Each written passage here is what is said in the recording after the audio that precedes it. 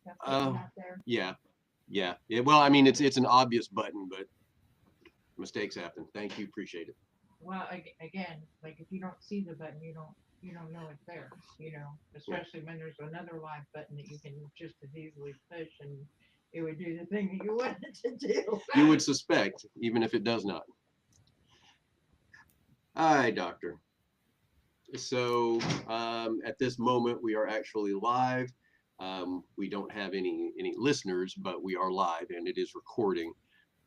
So I'll be doubling back later to uh, edit whatever conversation we have.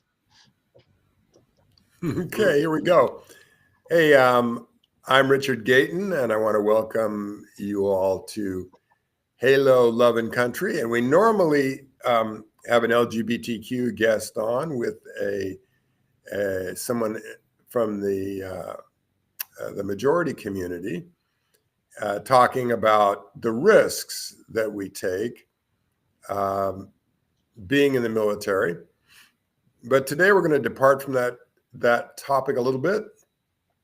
We're very pleased to have Mitch McDonald with us, who is not a member of the LGBTQ community, but we have given him a membership card as an honorary member. So welcome to you, Mitch.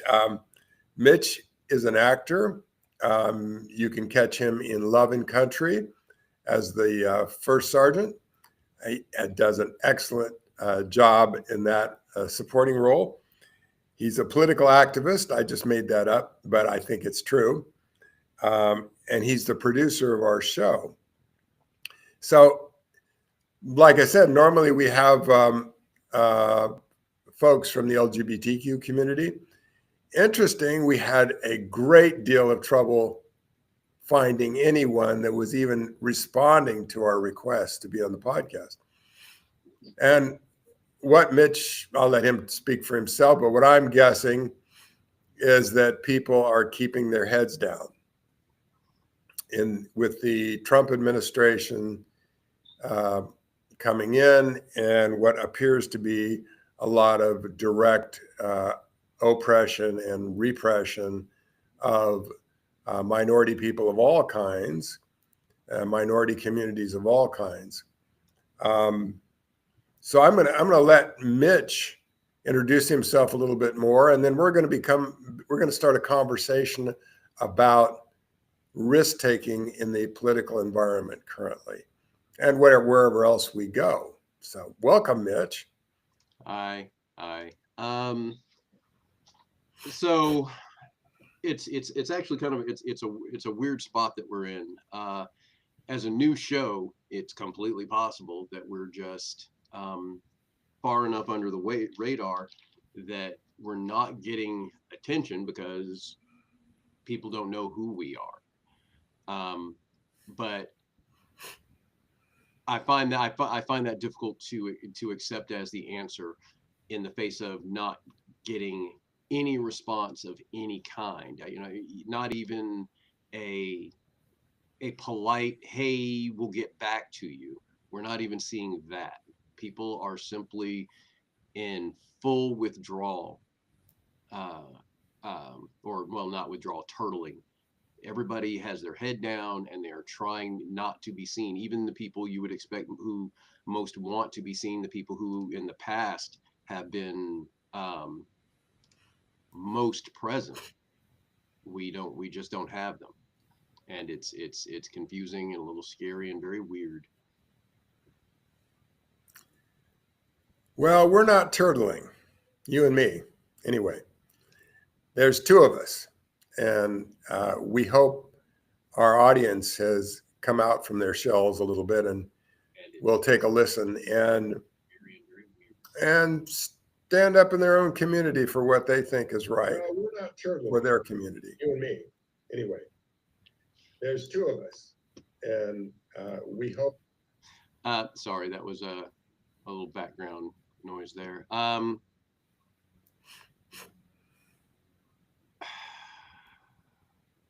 Let me ask you, Mitch, okay, you're a black man in Arkansas. What is that like for you? Um,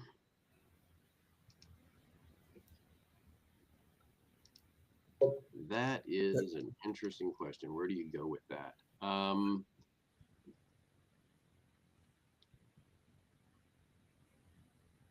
As okay, so I've never, almost never experienced the downside of being black in America. My parents, my parents lived through it. My parents came up through it. My father was raised in Mississippi, in a generation where uh, uh, a black man was expected to, even in his Sunday best on his way to church, he was expected to be in possession of work gloves, so that if some white person called him aside to do something, he was expected to do it. Um, my mother came up in a um, factory worker family that had been chased out of, uh, uh, I believe it was Kentucky the generation before, lost a lot of land, lost a lot of property. Sort of the family sort of split. Some went to Chicago, some went to North Carolina. Uh, so in the situation in North Carolina wasn't as severe, but you were still black, you were still less than. And so I was raised by parents who understood how bad it could be, and told us, you're not less than, you'll never be less than. Work to your potential, do your best, and refuse to be sidelined and not acknowledged. Um, Where did you go to elementary school and middle school and? well, I mean, Fort Bragg, North Carolina is right next to Fayetteville, North Carolina. So pretty much everybody in Fayetteville is in some way associated to the military. Somebody in your family is in the military. The city wouldn't exist if Fort Bragg weren't there. What was it like for you to go to school there? It was everybody was there. Everybody was there. There wasn't. So it's the same situation. There are racists, but it's not an overtly racist system. You could expect to get a fair shake. The options were available. Mm-hmm. Um, um, and that was sort of what I was saying. It's not that I've never experienced racism. It's that I wasn't raised in it. So my experience, eventually coming to Arkansas was the same as what I'd had in Fayetteville, except in Arkansas, there is a very subtle undertone of this could become violent that I never experienced anywhere else. I lived in a small community in the hills above here. I'm in Fort Smith, Arkansas now, and it's a little town called Rudy. It was one of the first places I lived after I got here. That had only taken down you come into the town and there's a waterway called Frog Bayou, and there's a bridge that goes over the Frog Bayou. And if you're on the not in town side of Frog Bayou, there used to the 2 years before I moved into the town, there was a sign on that bridge that said, "Don't let the sun set on your black ass in this town." It was a sundown town. That's what they were called. Mm-hmm. That was 1992, 1993. 1994, it wasn't so not that long ago. They were putting in 911 numbers at the time that I moved in. The mayor was walking around town giving everyone their 911 addresses, and he made a point of letting me know that if anybody gave me a hard time, I could just come to his house and he'd settle any issues that there might be. God love him. Not that I trusted that man any further than I could throw him. If the mob were coming for me, I have no doubt he would happily hand me over. It made a lot more sense to just make sure the shotgun was loaded and try to make a call and hope for some help. But the police who came through that area were not much better than the more rude people. And then that wasn't even the majority of the people, because that town is full of Native American folk and white folk, and there were a few Hispanic folk here and there. I didn't ever see any other black folks during the time that I lived there, but it was a lightly mixed community, and you would have expected folks to be respectful of each other, which they largely were. You stay out of my way, I'll stay out of your way. But again, you know, Harrison, Arkansas, hour and a half from here, is a well-known Ku Klux Klan town. I just did a short film there a month ago. It has toned itself down a bit, but I'm not expecting that to stay the case. You know, nigger this, nigger that. You hear it from time to time. It's not regular. It's not often, but it pops up. And every minority experiences some version of that. But that was a long story to just say that I have been very, very fortunate, and I've experienced very little of it. But I'm hearing that there's a kind of an expectation with you of violence. There's an assumption that will eventually come, or that might come. Is that accurate? Well, yes, because there are, I mean, the last Klan rally we had in town was probably about 10 years ago. But I know perfectly well that, again, in the communities right above here, Rudy, Chester, places that are 45 minutes away or less, 30, 45 minutes from here. Nazi flags flying in front of people's houses, you know, Stormfront crap, Klan insignia. I can't say that I've seen any of that stuff actively in the city of Fort Smith, but there are lots and lots of Confederate flags. There's 2 on the block right behind me. And what would the Confederate flag mean to you in Arkansas? What would that mean? Well, it's not so much what it means; it's what it suggests. Because I honestly know there are people out there still riding the culture not hate bandwagon. You know, this is part of what this country used to be, and blah blah blah. And those people are just too thick to recognize the ugliness that comes along with that flag. And I'm not going to argue with them. They may not be smart, they may not be savvy, but they are not necessarily bad people. They're not genuinely mean or hateful. But if you see that flag, you know that there is the direct possibility that they are mean and hateful and are just waiting for an excuse. And under the current administration, that excuse gets a little closer to the surface every day. I think we are very fortunate that President Trump is very, very good at pitting people against each other, even in his own administration.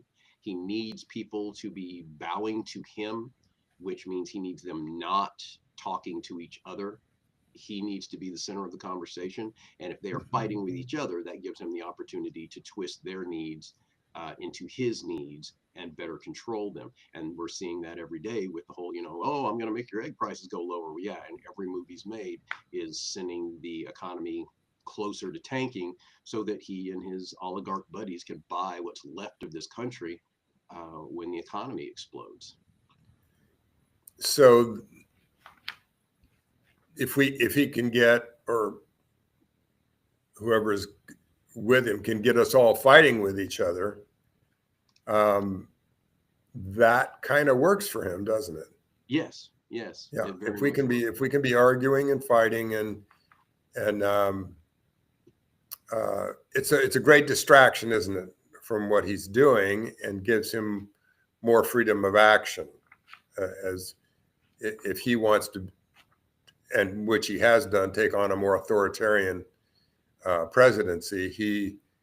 If we can all be scrapping about it, maybe we don't watch him so closely or hold him responsible. I mean, I thought it was interesting that all these legal cases that were brought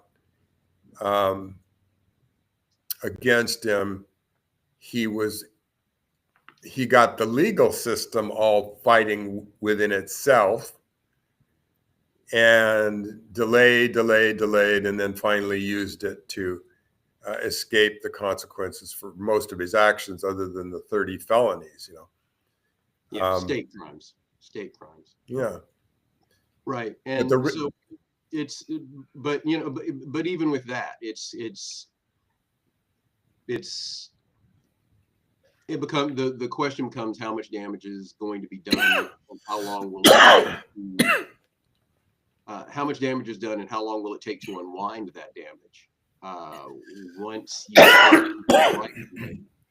Excuse me, once I you've got this taken people's rights away, they're very hard to just put back. Somebody has to be willing and ready to put them back. And as you were just saying, with the courts in the current circumstances, we can't guarantee that somebody's going to step in and go, okay, the last X number of judicial decisions were so far from any judicial standard, they need to be reviewed, and rather, which is that's part of what they rely on. We're all out here trying to follow the rules while they're busily cutting the throat of anything that looks like it will be in their way. We're playing by the rules, and they're busily, by the time it's like calling 911. If somebody's in the house threatening to shoot you, you can dial 911, but you're going to be dead before a cop gets there. That is what they're relying on. The system will not come into play before the damage is already done.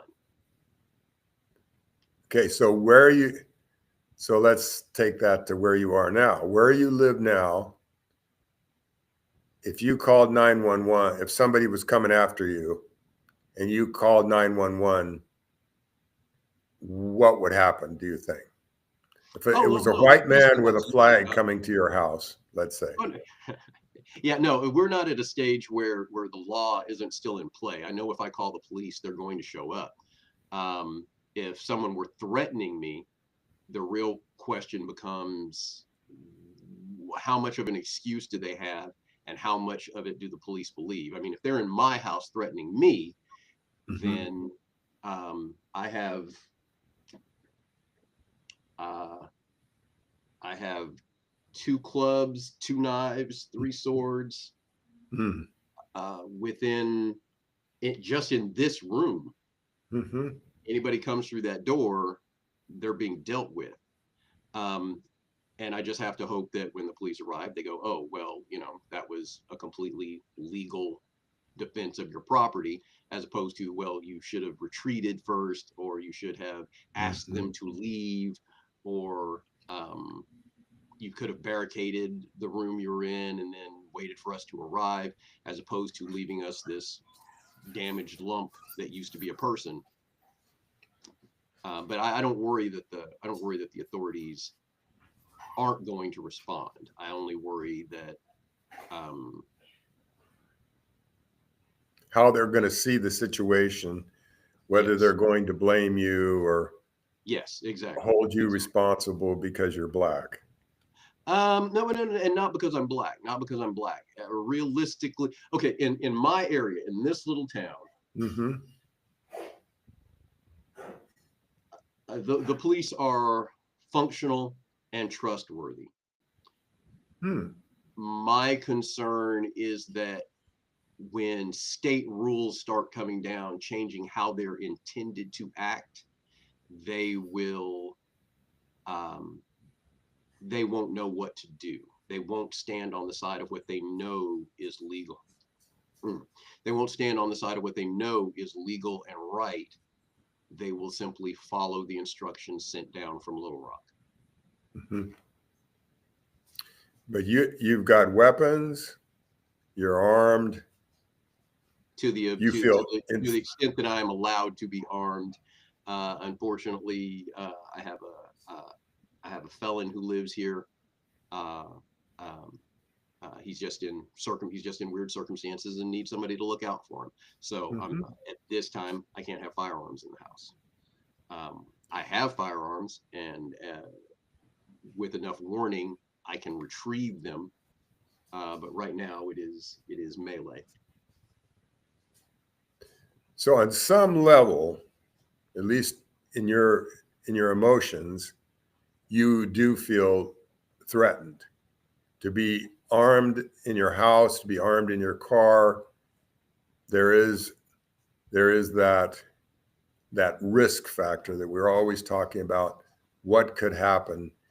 Maybe are you up to talking about what happened when we were filming Love and Country, when you were doing production management with us, and you were going around the car a lot. What?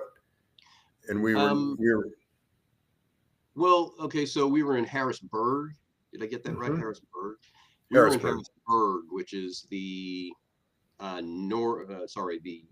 northeast side of the state. Very small town, and I don't know that I saw a Black person who was not part of the production in that town the whole time we were there. But while we I were didn't. there, I was followed pretty much. Well, maybe not every day, but often. You know, because I mean, I had to drive back and forth and through and around town, and they were just present at a level that made very little sense for a town that size. They were just always way too close to me. Um, And then you mean the police? yes, the police. In, And I think I in only got marked. pulled, Yeah. yeah, I think I only got pulled the once, but they had no cause to have pulled me that one time. I think they just wanted to get a look at me. They wanted an excuse. Hmm. Um, uh, I didn't, I felt harassed. I didn't feel endangered. Mm-hmm. And around here, I don't even feel harassed. The police around here know who I am. Mm-hmm. I am loud and I am out front. I mean, I'm not an activist, but I am present at a lot of social events. I go to city council meetings. I go to school board meetings. I am a known factor around here. So, you know, I don't worry about the police. I know that I can talk to them when I need to.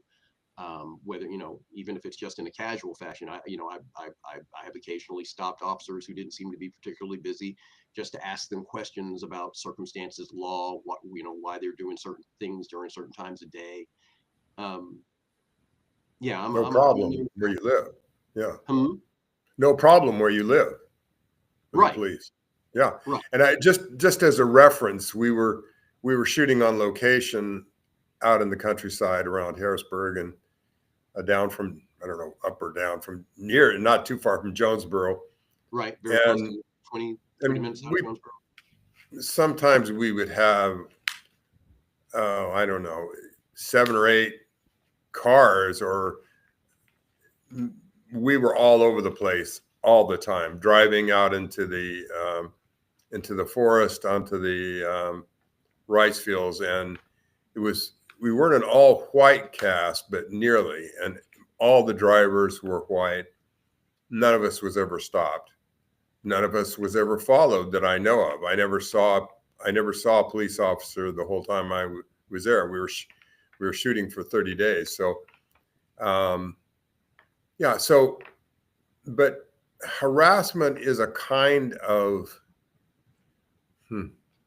it's that prelude to something that might hurt you. It's when an authority like a police officer, or if we were in the military, we were in a military where the military government was, just the fact of being followed, just the fact of being stopped creates fear in people.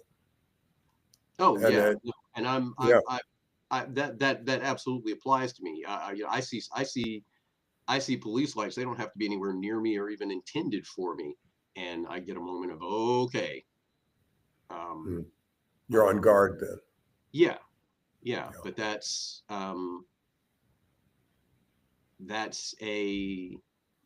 a watch your ass response that's been taught to me from day one, or maybe not day one, but from a very early age. Watch yourself. I mean, I was in, you know, and I have to preface that by saying I was a terrible child. I was constantly running afoul of the law when I was young. Um, uh,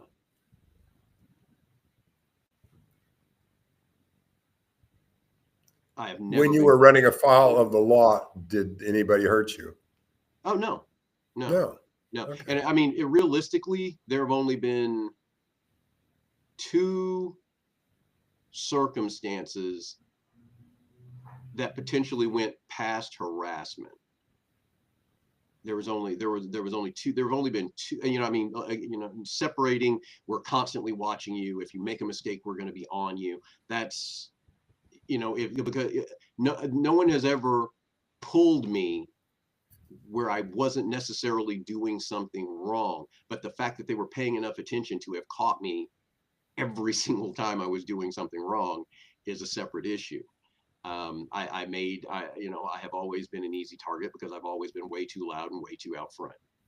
I am always a known factor, so I have to be careful of what I do. And there's only been two circumstances where I was ever in a situation where I felt like someone was coming after me from a police position.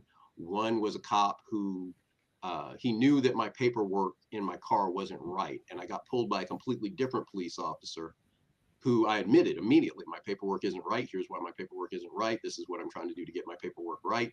And he pulled up while I was talking to that officer, bailed out of his car, and immediately started in about if he says anything, if he's saying this, that, or the other thing, that his paperwork is right, or he just doesn't have it, he's lying, take him now.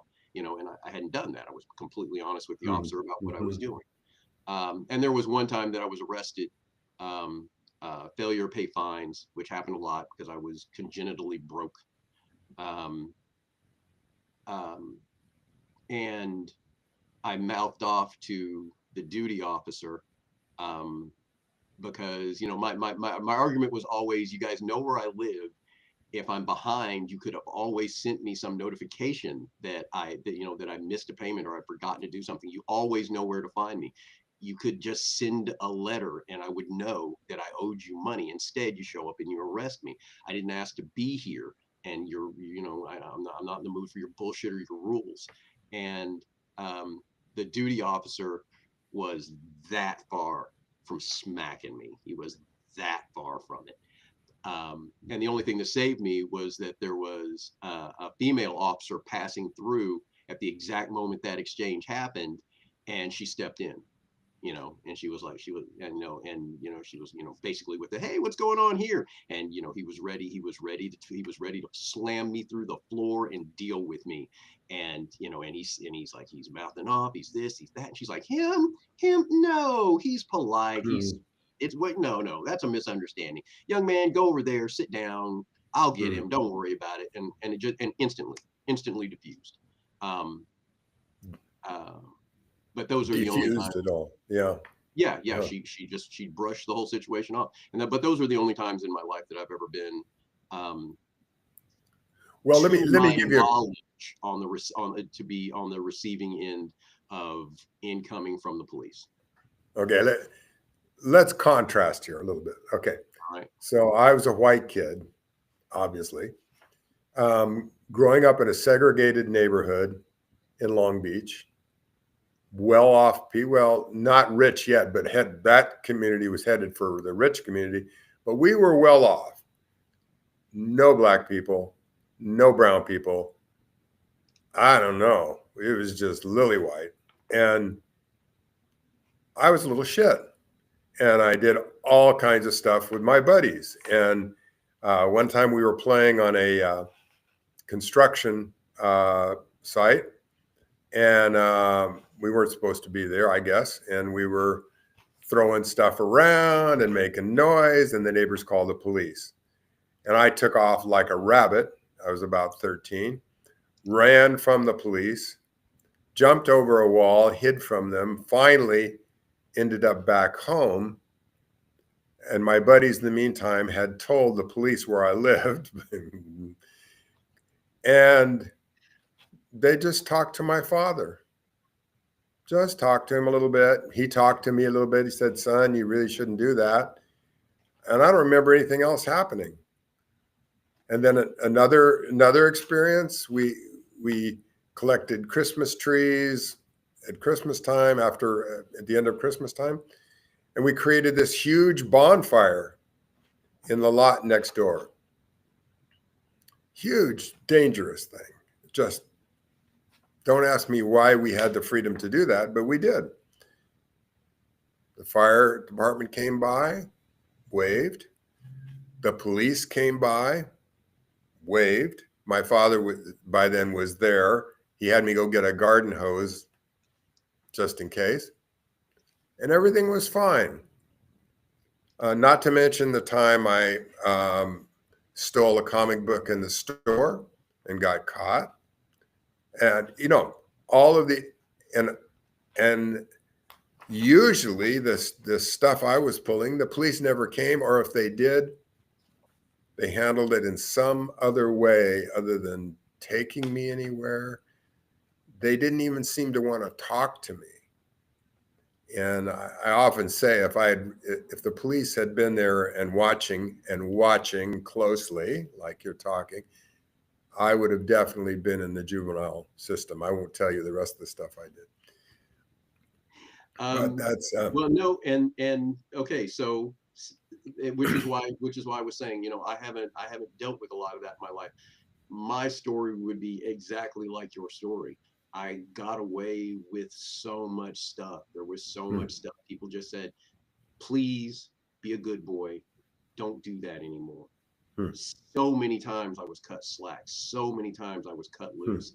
I did not have to deal with the system as a lot of Black America had to. And when I say Black America, I actually do mean kids I went to school with. There were things I know people went down for that weren't me. There were other kids that I knew who spent time in juvenile for the same sort of stuff that I did. They just got caught, or they got caught by the wrong police officer. I have been allowed to walk away. I have been cut loose. I have been brought home.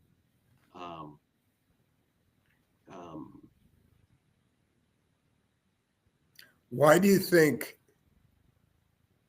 think it didn't happen to you? Why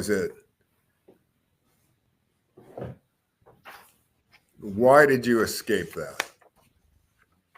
Why did you escape the police hurting you or putting you in lockup or sending you off someplace or getting you in the court system or getting you on probation or all the stuff we do? Because my parents fought for me. And I was white enough. You acted white enough. Yeah, I was always a chameleon. I was always part of every group. I fit in with everybody just well enough. I was one of the punks. I was one of the heads. I hung out with the skaters. I was part of everything, you know. So it wasn't. And I knew to respect authority, even if I didn't like it. Like, I understood there are limits to what you can get away with, even if I pushed that line.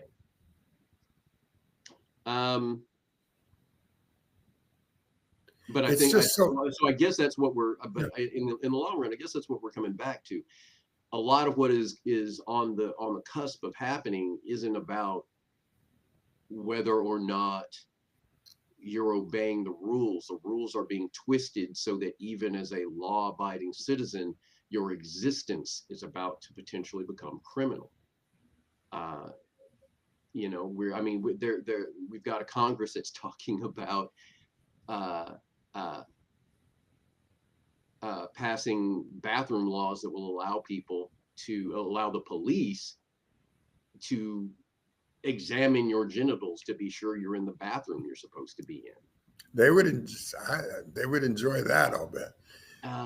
Well, and the sad part of that is there are, unfortunately, a lot of some degree masculine looking women in this country who don't deserve to have somebody decide they don't belong in the bathroom they're in. But if somebody's uncomfortable, they could find themselves on the receiving end of an examination from a cop who it's absolutely not his job to be making that decision, telling you to drop your pants so he can see that what you've got in there meets his expectations. And then even then, let's pretend he looks in, you know, woman A's pants and sees what appears to be a vagina. That in no way speaks to the fact that she may not have had the appropriate bottom surgery and is living quite comfortably in her life, that her ID shows her to be the woman that she is.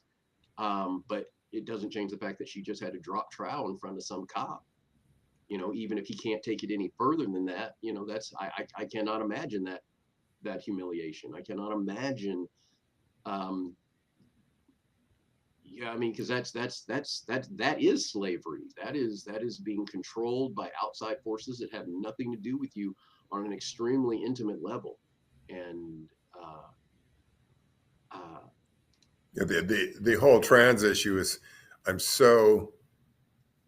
lack so much knowledge about it. I don't, as it you and know, it, I'm trying to learn, and the it, people making our laws lack basic knowledge of human sexuality, of human biology, you know, of social issues that go beyond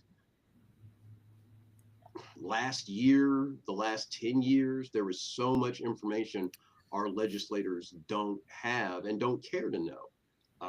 They are, too many of them are driven by their religious beliefs that have nothing to do with the society the rest of us have to live in. Too many of them are driven by false information passed on to them by people who know even less than they do, but they make it sound good. They're turning the friggin' frogs gay. Get out of here with that crap. well, we're asked whether you're trans, whether you're black, whether you're a gay, still a gay man. I mean, certainly growing up as a little boy and as a teenager, I knew I was bisexual, and I absolutely had to fit in. Absolutely had to. I had to be a chameleon. I had to ingratiate myself. I had to not reveal the truth. I needed to act like I was someone that I wasn't. And I think that's the risk avoidance behavior. That's the way we deal with risk, is we act like we're someone we're not. Our trans people have been asked for probably centuries to, if they feel like a woman, but they look like a man, they got to be men. They got to fit in. If you're black, you better make the white people happy. You better be friendly to them, and carry your gloves with you. It's like, wow. But that's the way we deal with risk. That's the way I dealt with risk. I came out very late in life, and I was a chameleon. I was leading two lives, and I got good at doing that. The present political climate feels like we're asked to go back to that now. Go back to being chameleons. Just fit in and do what the majority. I'm not even sure it's the majority anymore, but it's who's in power, what they want, and what the people that are willing to subscribe to that want. For one, I'm not good at living that way anymore. So go ahead. Right, and which goes back to where we're at right now. Where we started this discussion. We're so the thing that I have a hard time dealing with, the air I'm getting caught up on. So back in 2008, 2009 ish, 2010, I forget, when we went through what I call the first wave with the Chick-fil-A situation. That was what got me started in working with the local gay community, standing up, being out, being seen, being heard.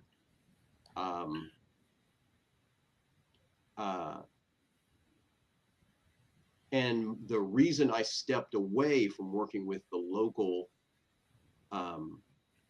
LGBT group was that I felt like they were pushing too hard, like they were going out of their way to create a situation where there was going to be a conflict because they wanted to go to the communities that absolutely had expressed open distaste, open hatred, and they wanted to go right in their front door and be like, we're here.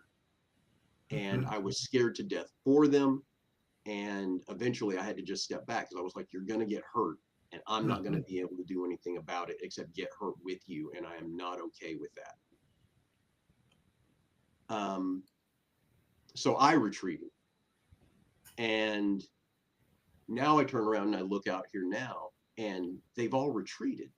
You know, that exact same group of people who in 2008, 2009 were begging you to make the mistake of questioning them, begging you to make the mistake of saying there's something about you that's wrong, so that they could correct you and let you know exactly how backward your thinking was.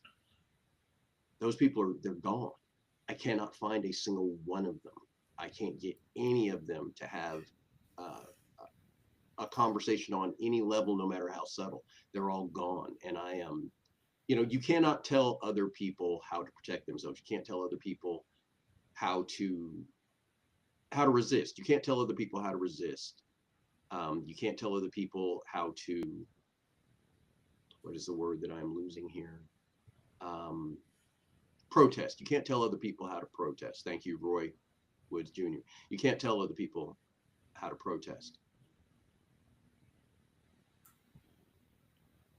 Well, something has happened, which is there's been tremendous progress on civil rights for Black folks. I don't know how to assess how much because I'm not Black, but there's been tremendous progress on civil rights for gay folks. And so it can be tempting, at least from my community's point. I can't speak for my community either, but I can say that we did get something. I'm allowed to marry. I'm supposedly protected against discrimination in work in many places, not everywhere, but many places. Maybe the police, our local Fullerton police, won't go anymore and pick up gay couples sitting in the park with each other. Maybe that won't happen anymore. It doesn't seem to be happening. It doesn't seem to, things seem pretty calm around me. Why make trouble? Why speak out when we've got someone like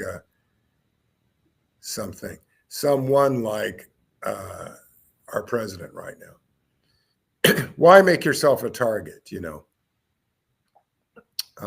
Well, because they're not coming. People are really good right now, especially Trump supporters, about, oh, you're just fear mongering. They're not doing the thing that you said that they're doing. No, they're not doing it yet, but they have said they're going to do it. They've always done exactly what they said they were going to do. Yeah. And the fact that they're not there yet doesn't mean they're not going to get there. Yeah. And you have to start dealing with it on the assumption that it's coming. You can say they're not going to do it, but they thought about it because they thought enough about it to say it. Well, if you look at their record, they do what they say they're going to do. Oh, no. I 100% agree with that. I'm just saying that, on the other side of it, you can't just pretend that because they haven't, you have to give them credit for the imagination to have come up with the idea. And then it just becomes a question of how long is it going to take them to figure out how to achieve it. That was part of the 2025 plan. The whole point was we've always wanted to do these things, and now we figured out how to do it. So here's our list, and so now it's really just a question of how long will it be for them to achieve those goals. And they're well on their way. We're ending the Department of Education was part of it. Ending the IRS was part of it. A national ban on abortion was part of it. Cutting back on who can vote was part of it. And all of those things are happening. The Yeah. House already has it's House Resolution 8. Hold on, okay, I'm looking at my notes. House Resolution 899 is for ending the Department of Education. House Resolution 78 is for a national abortion bill. There are multiple bills to cut back on who can and can't vote, and some of those are backdooring it. They're trying to find ways that basically by saying your ID has to match your birth certificate. Okay, well then every woman who got married and doesn't have that information anymore, it's like, yes, I have a birth certificate. It has my maiden last name on it. I'm married now, or I got married and then I got divorced, but I never went back to my maiden name. There's no ID that matches those two things. I can't vote. I can't vote.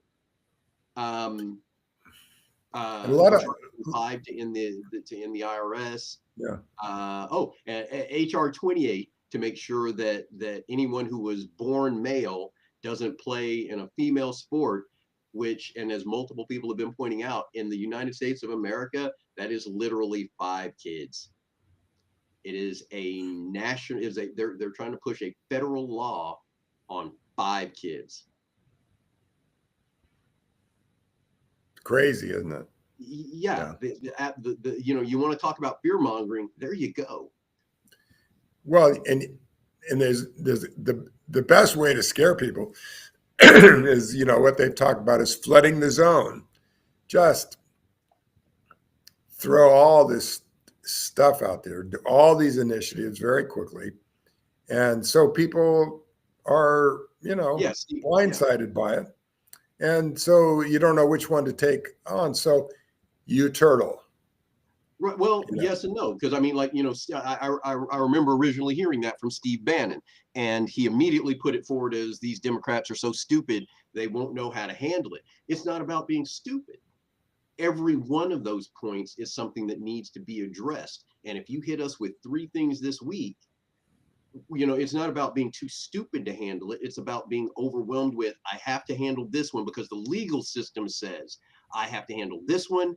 And then this one's also in the process. And this one is in the process. And we only have so many resources. So we got to focus on this one. But then next week, you're going to give us 3 more things. We still haven't completely processed through these 3. It has nothing to do with being stupid. It has everything to do with when you play by the rules, the system gets overwhelmed very, very quickly. They're not playing by the rules.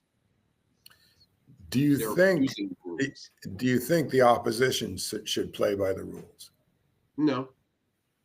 No more so than the conservative Republican fraction of America does. If anything, what Schumer should have learned over the last 12 years that he absolutely has not is how to dig in your heels. Mm-hmm. We are constantly trying to find ways to make deals, and we're just gonna, I know you want America to move. We can talk our way through it. Yeah, we can negotiate. Yeah, we can. Liberals love to talk and love to. We can handle this with just communication. Being a psychologist, I really believe that shit.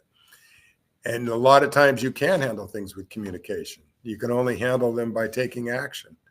I was watching Selma the other day, that movie? Yes.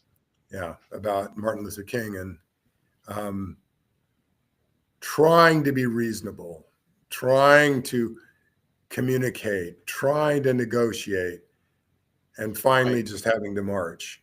And the thing that all of those movies tend to leave out is they forget that you can have an arm that talks. There's a reason you have ambassadors, and there's a reason you have armies. Your ambassadors are there to talk, and your armies are there to act.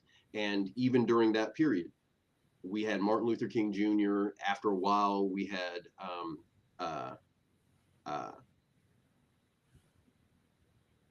Malcolm X was there. Thank you, Malcolm X. Yeah, and after a while, we had Malcolm X. We had lots of people. Malcolm went from the action side to the conversation side. We had lots of people on the conversation side. But the only reason the conversation side worked was because people were scared to death of Black Panthers. They were scared to death of rioting Black people. They wanted to have the conversation to limit the action. And Schumer and his crew have allowed themselves to be ground to a halt because they want to talk, but there is absolutely no threat of action.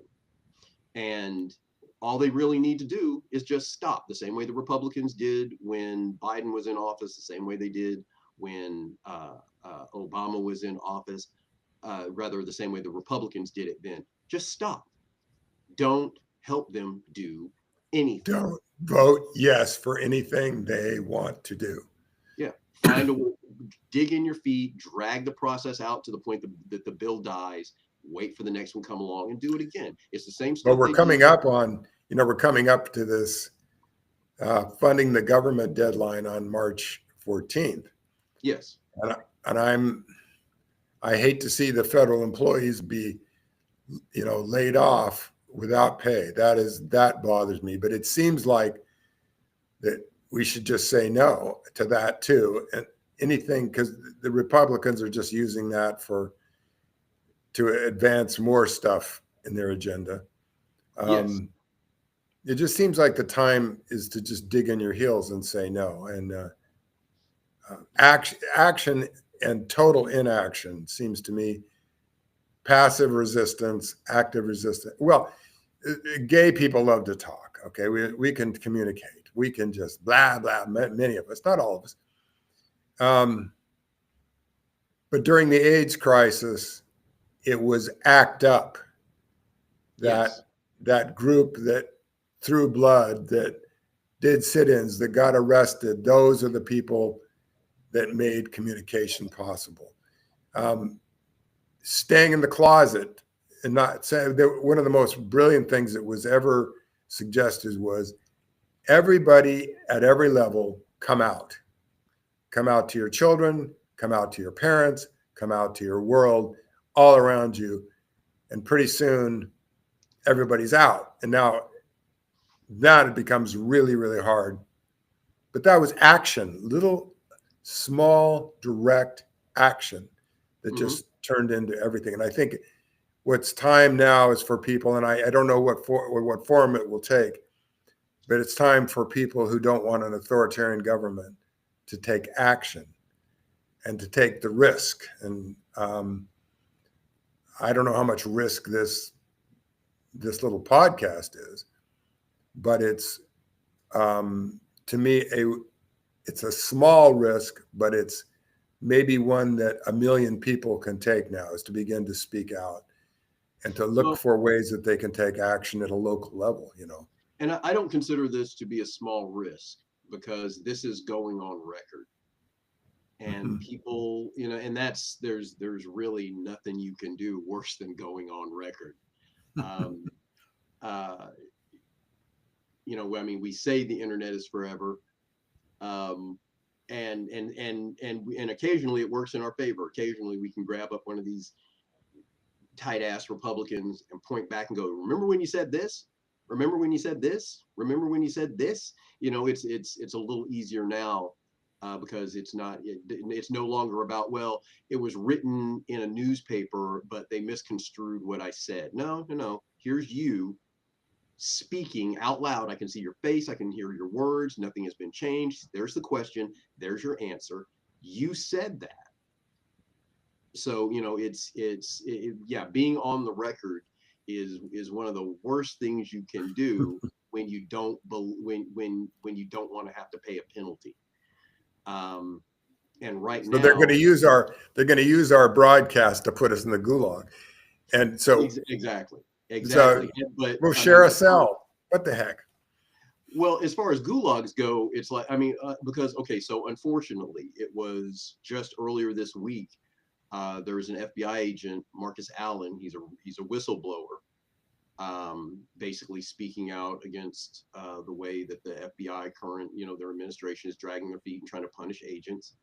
And he outright said it earlier this week. He just said, get ready for the civil war. The government is being co-opted and they're going to come for you. And the best thing you can do is to have enough food to get by, the tools to fight, and neighbors who you know will stand beside you. That's actually not a quote. That's a paraphrasing of his overall point. He's not the only one saying it, but he's the first one I've seen willing to just say outright, this government, as a member of this government, he's the first person I've seen who's just outright willing to say you can't trust them anymore, and you have to be willing to do what you have to do. We're about to face, I mean, they're cutting back on the benefits that we have paid into. They're going to start cutting back. They're going to start carving into Social Security, Medicare, Medicaid, SNAP benefits. People are about to become sick and hungry with nowhere to go and no way to get around it, because unless you happen to be fortunate enough to live in a community where there are doctors who will work, just like, okay, screw it, Medicaid's out the window, let's all come up with a new plan, and the odds are not strong on that one. Doctors going back to working for, okay, bring me 2 chickens, bring me a pallet of vegetables. I got to pay my staff, but they'll take a chicken and some vegetables in payment too. They'll figure, there's enough money that they can figure out how to pay their electric bill, and maybe we'll figure out something about the mortgage. We're about to be in a situation where we have to drop back and either fight or have nothing. Like I was saying, early on, when they crash the economy, they'll be the ones with enough money to buy everything. We'll have nothing. I mean, if you have $400 billion, which is an insane number, but if you're sitting on $400 billion and it suddenly turns into $20 billion, it's still $20 billion.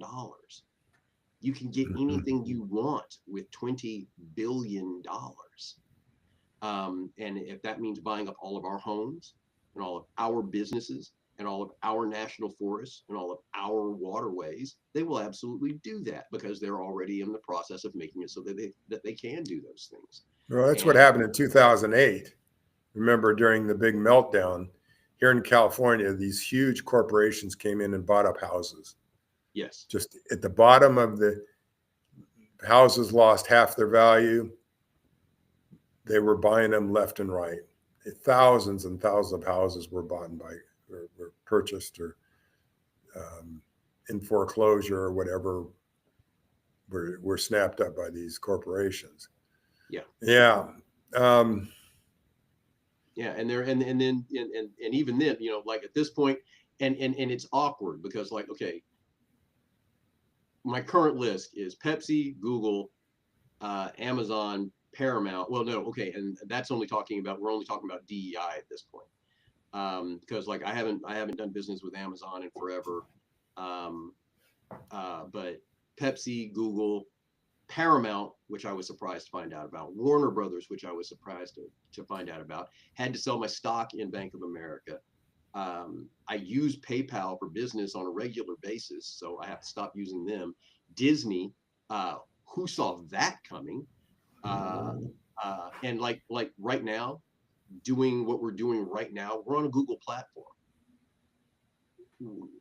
We don't have a solid option for somewhere else to broadcast, edit, record this show, because the system we have set in place relies on Google. It relies on Chrome. So what we're really talking about is the risk of an individual person living and thriving in a society that is controlled by corporations, now is no longer has a beneficent federal government that has a government that's maybe going to come after you. It's like big risks. Now I understand why people are keeping their heads down. Well, they don't want to. And that's still the other side of it. If they're coming for you, you might just as well fight. And so I understand less of why they're backing down. If they're coming for you, you might just as well be ready for it, and you might as well be ready to swing. And the further they retract, the more ground they're going to have to make up later. And I say we. the more ground we are going to have to make up later.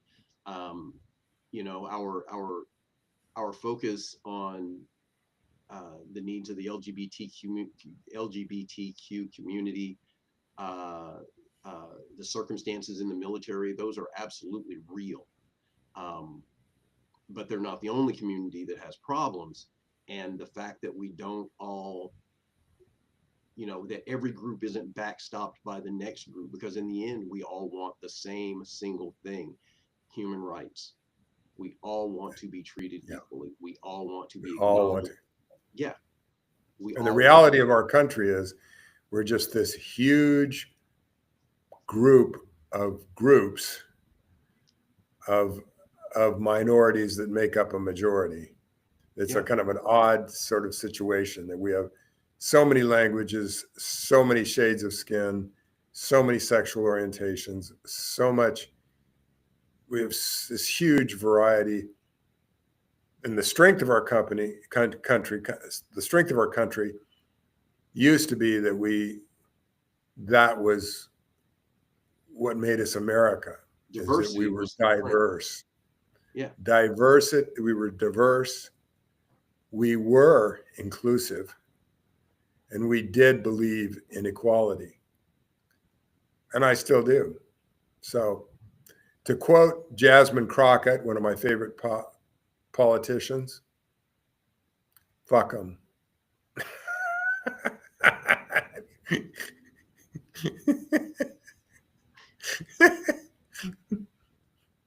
You got to tune in on that lady. She is not only beautiful, but she is amazing. She is amazing. And Al Green and AOC, stood up. Yeah. AOC. And it made absolute sense that he did, and it bothered me that no one else, you know, like Michelle Wolf had made a point about how all the ladies in the pink suits were basically saying, you know, our pink suits, you know, make our position clear. And it's like, no, I have no idea what exactly it is that you're protesting, which is exactly what she said. And what she said was, what they should have done was they should have had blood packs in their pants, and every minute they should have blown out a new one and screamed, "I've just had a vaginal event."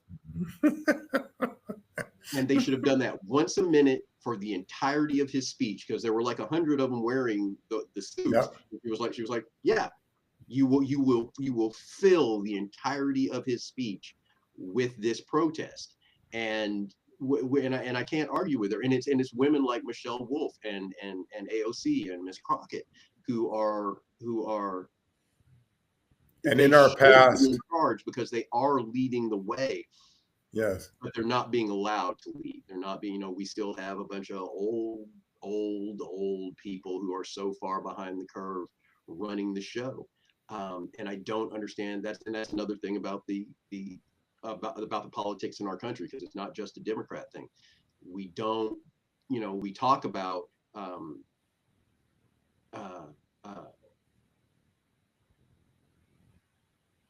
merit. We talk about merit, but we don't act on merit. We act on, well, he's been here the longest, he deserves a shot next. Doesn't matter that he's incompetent. It doesn't matter that he hasn't done anything the whole time he's been there. It doesn't matter that no one knows who they are. They're next. And it's sad, and it is going to keep us it's going to put us in a noose. Well, it's time. It's time to take action, and we look in the past. We look at what Malcolm X did. We look at what the Black Panthers did. We look at what ACT UP did, and all of which I was uncomfortable with at the time. I watched all this. I'm going, oh, no, they're impolite, but doesn't seem to bother me anymore.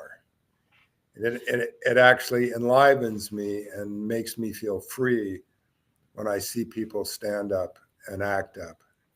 And I thank you for being here, Mitch. And maybe we did our little bit of ACT UP today.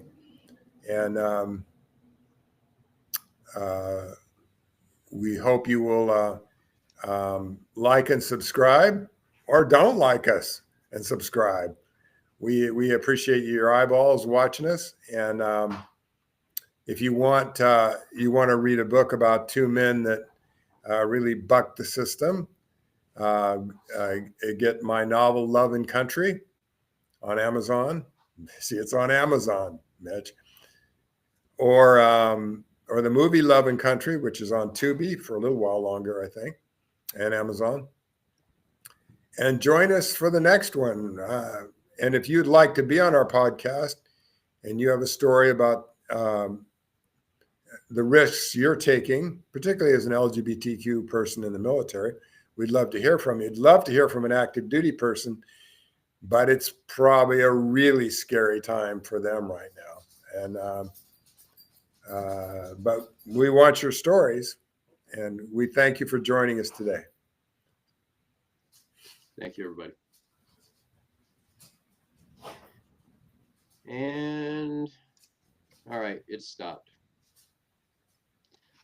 All right, so